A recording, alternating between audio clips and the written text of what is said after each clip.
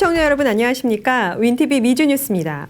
도널드 트럼프 대통령은 파나마 운하와 그린란드가 미국 경제 안보와 국가 안보에 중요하다고 발표하며 그린란드 문제에 관해 군사력 옵션을 배제하지 않을 것이라고 했습니다. 보도에 김승재 기자입니다. 도널드 트럼프 대통령 당선인이 파나마 운하, 덴마크령 그린란드 문제와 관련해 군사력 옵션을 배제하지 않을 것이라고 밝혔습니다. 트럼프는 7일 자신의 저택에 있는 플로리다주 머라라고에서 대선 승리 후 두 번째 기자회견을 열고 파나마 운하, 그린란드 통제권 확보를 위해 군사 또는 경제적 강압을 배제할 것이라고 확언할 수 있냐는 질문에 두 사안 어떤 것에서도 나는 확언할 수 없다고 대답했습니다. 트럼프는 파나마 운하와 그린란드가 미국의 경제 안보와 국가 안보 등에서 중요하다며 경제 또는 군사적 강압수단 사용 배제를 약속하지 않을 것이라고 강조했습니다. 트럼프는 특히 그린란드 주민들이 독립 및 미국으로의 편입을 투표로 결정하는 경우 덴마크가 그것을 방해하면 매우 높은 관세를 덴마크에 부과할 것이라고 밝혔습니다. 윈TV 뉴스 김승재입니다. 신생아를 훔쳐가기 위해 우크라이나 피란민 모녀를 살해한 혐의로 독일인 부부가 체포됐습니다. 보도에 전성구 기자입니다. 독일 남서부 잔타우젠에 거주하는 한 부부가 우크라이나에서 온 피란민 모녀를 살해한 혐의로 재판에 넘겨졌습니다. 이들은 신생아를 데려가기 위해 범행을 저질렀다고 자백했습니다. 7일 현지 시간 독일 현재 매체 사이트와 SWR 방송에 따르면 만하임 지방법원에서 열린 첫 공판에서 살인 및 미성년자 납치 혐의로 기소된 40대 부부는 범죄 사실을 모두 인정하며 스스로도 혐오감을 느낀다고 말했습니다.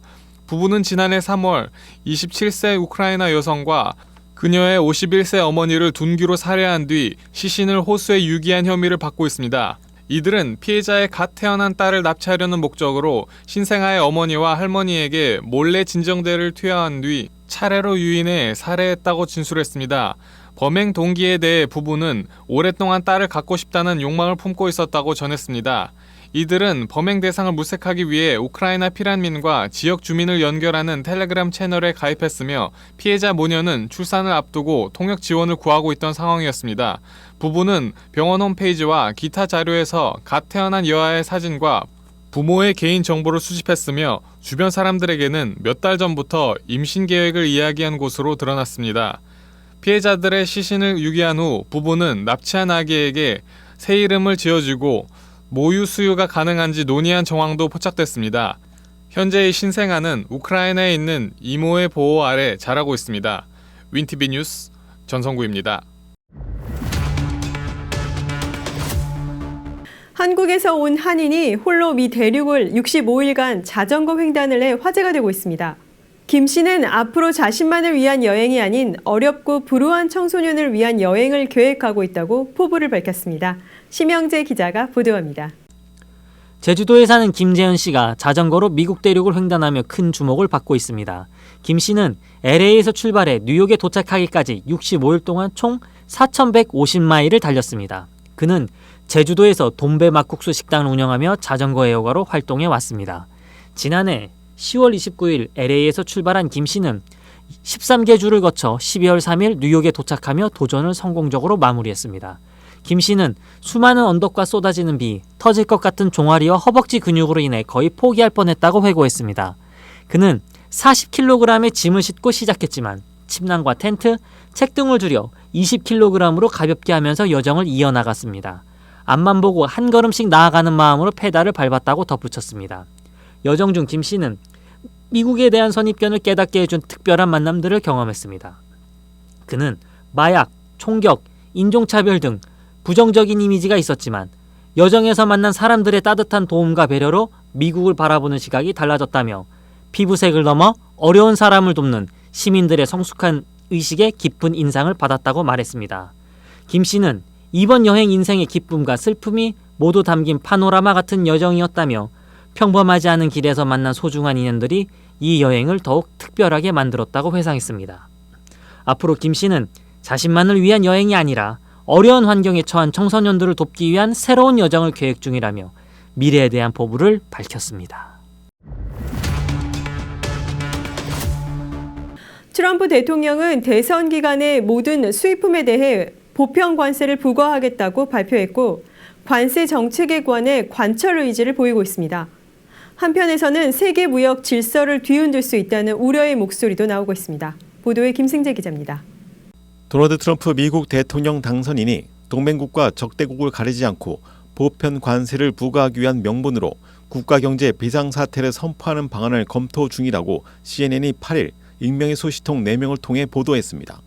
이에 따르면 트럼프 당선인은 1977년에 제정된 국제경제비상권한법 IEEPA를 활용해 경제 비상사태를 선포하고 새로운 관세 정책을 도입하는 방안을 고려하고 있습니다.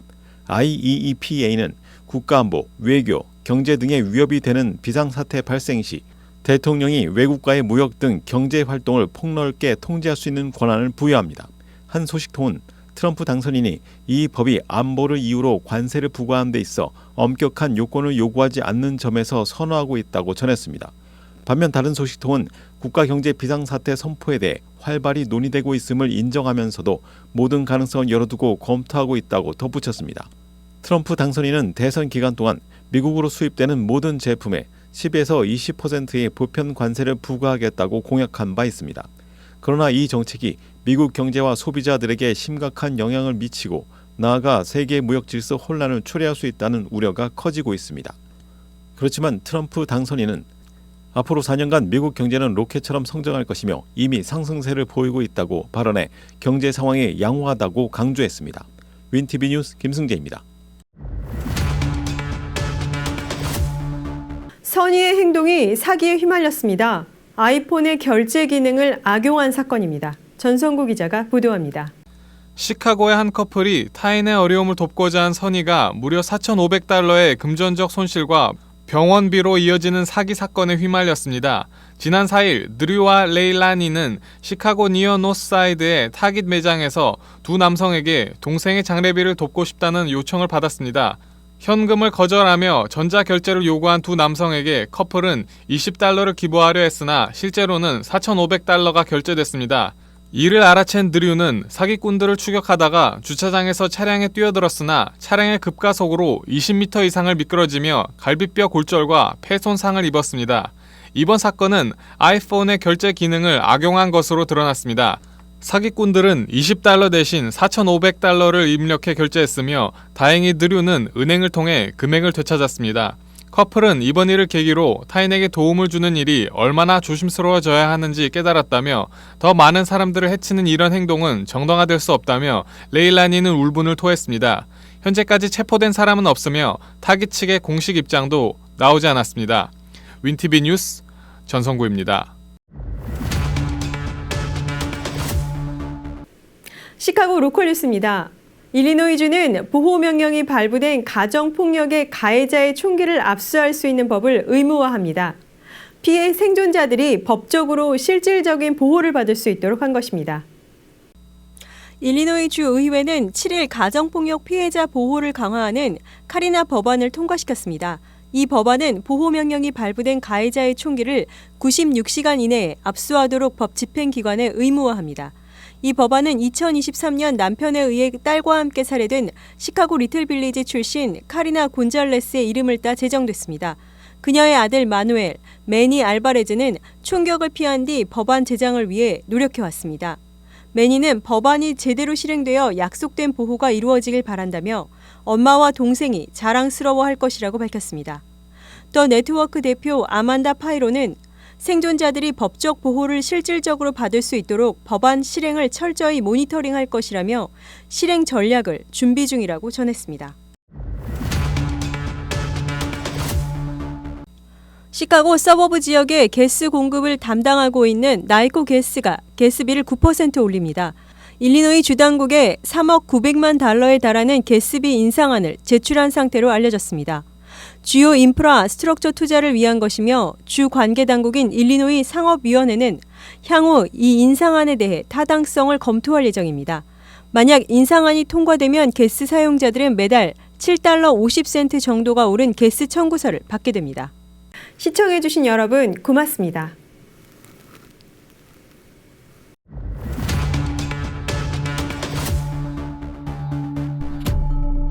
시카고 한인동포 일간지 한국일보는 전자신문으로도 배포됩니다. 시카고 한국일보 무료 신문은 가까운 한인 식당이나 마켓에서 볼 수 있습니다.